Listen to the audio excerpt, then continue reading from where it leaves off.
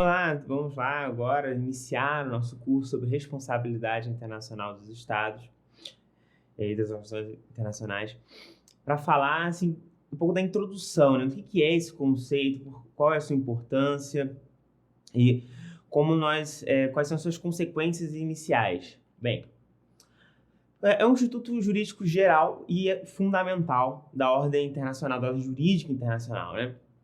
Ele é um núcleo central do ordenamento jurídico. E por quê? Porque ele estabelece quais são as consequências para o descumprimento de determinadas obrigações, ou seja, ele é o consequente, é a norma jurídica secundária, né, assim, do ordenamento. E é muito importante dizer que existem várias divergências doutrinárias sobre quais são os elementos fundamentais, quais são as suas consequências, quais são os limites, quem pode invocar, quem não pode. Por isso, eu fiz essas aulas, né, assim, preparei esse curso com base no texto que é assim, a Síndrome de Brás Cubas, as sanções unilaterais e a responsabilidade internacional dos Estados, do professor Pedro Sloboda, que é um livro disponível gratuitamente pela FUNAG, e é muito interessante para essa revisão e para esse entendimento do que é a responsabilidade internacional dos Estados. Bem, qual o conceito? Bem, o conceito da responsabilidade internacional é uma nova relação jurídica que se cria a partir de um determinado ato de um sujeito de direito internacional público que é caracterizado como ilícito internacional e aí ele possa ser imputável e podendo se invocar como fonte para aplicação de retaliações ou sanções.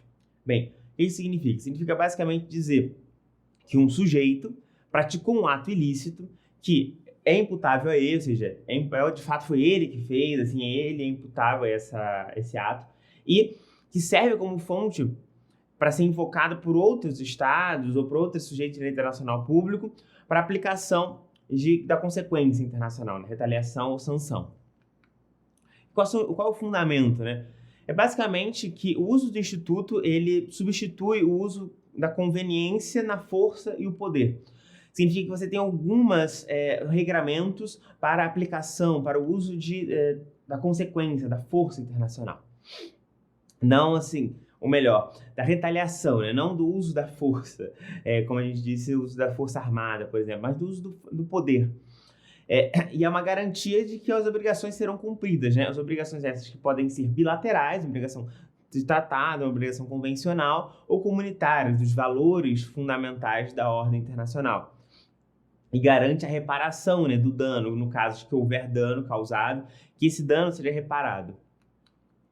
E basicamente, quais são as consequências da responsabilidade internacional? Né? Consequências é que mesmo uma obrigação violada, né, ela continua sendo obrigatória, no sentido de que o Estado deve cumprir com aquela obrigação.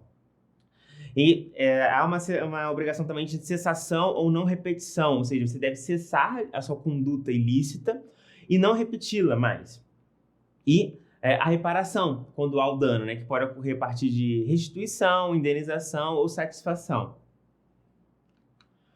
E quais outras consequências? Né? Quando há uma consequência, no caso de uma violação grave de obrigação de normas do direito internacional, os jus cogens, os Estados eles devem cooperar coletivamente para que haja o fim dessa violação. Ou seja, quando há uma violação grave de uma norma imperativa, todos os Estados estão obrigados a agir para cessar essa violação.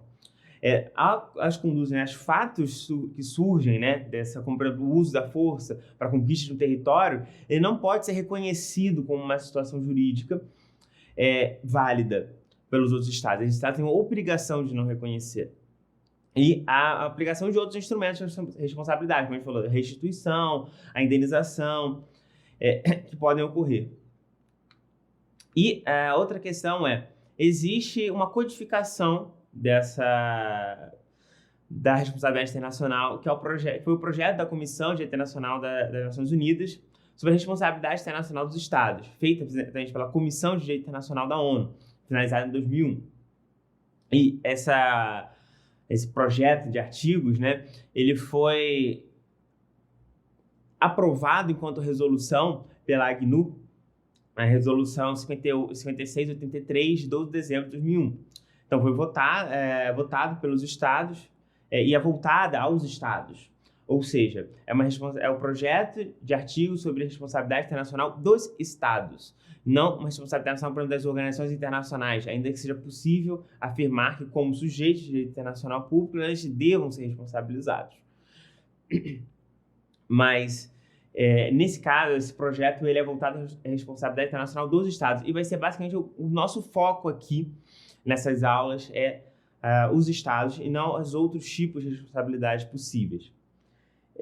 E como ela foi aprovada como uma resolução, pode surgir essa questão.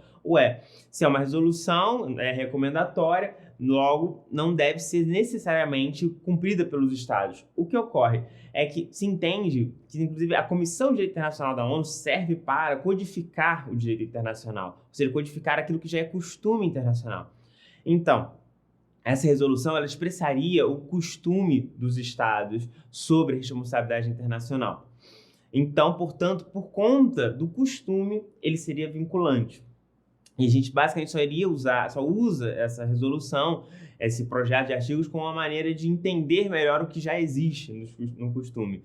Só que, em alguma medida, há algum nível de controvérsia nessa interpretação, sendo possível que haja discussão sobre a validade de um artigo ou outro, refletir de fato o costume, exatamente porque nunca virou tratado. Então, há uma certa limitação da convencionalidade, do que os Estados entenderam como válido ou não. E é isso que eu queria sim, terminar dessa maneira, essa introdução, e até a próxima aula. Muito obrigado.